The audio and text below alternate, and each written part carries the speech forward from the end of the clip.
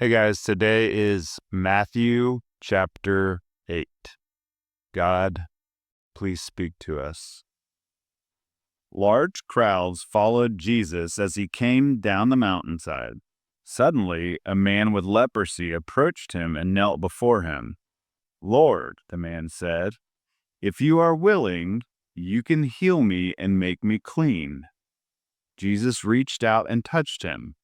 "I am willing," he said. "Be healed." And instantly the leprosy disappeared. Then Jesus said to him, "Don't tell anyone about this. Instead, go to the priest and let him examine you.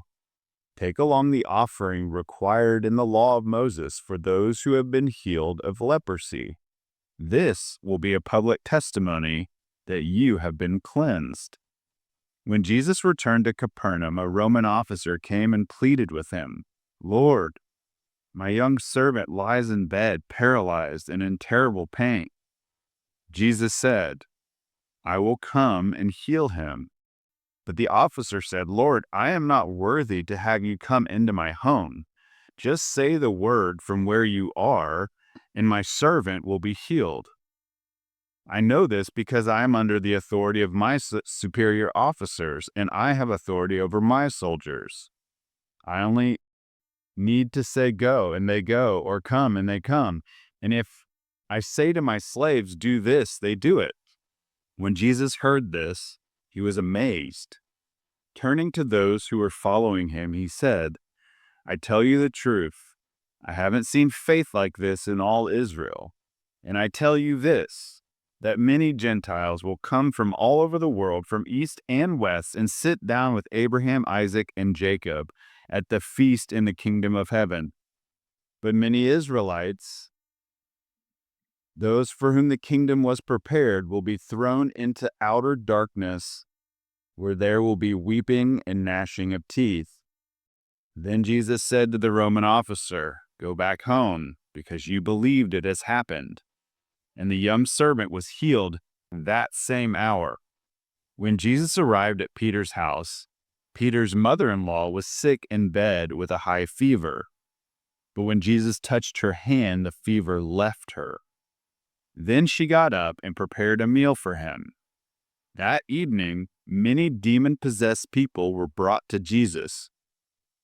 He cast out the evil spirits with a simple command, and he healed all the sick.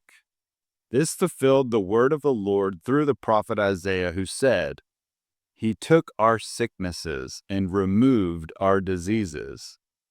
When Jesus saw the crowd around him, he instructed his disciples to cross to the other side of the lake. Then one of the teachers of religious law said to him, "Teacher, I will follow you wherever you go." But Jesus replied, "Foxes have dens to live in, and birds have nests, but the Son of Man has no place even to lay his head." Another of his disciples said, "Lord, first let me return home and bury my father." But Jesus told him, "Follow me now. Let the spiritually dead bury their own dead." Then Jesus got into the boat and started across the lake with his disciples. Suddenly, a fierce storm struck the lake, with waves breaking into the boat. But Jesus was sleeping. The disciples went and woke him up, shouting, "Lord, save us! We're going to drown." Jesus responded, "Why are you afraid? You have so little faith." Then he got up and rebuked the wind and waves, and suddenly there was great calm. The disciples were amazed. "Who is this man?" they asked. "Even the winds and the waves obey him." When Jesus arrived on the other side of the lake in the region of Gadarenes, two men who were possessed by demons met him. They came out of the tombs and were so violent that no one could go through that area. They began screaming at him, "Why are you interfering with us, Son of God? Have you come here to torture us before God's appointed time?"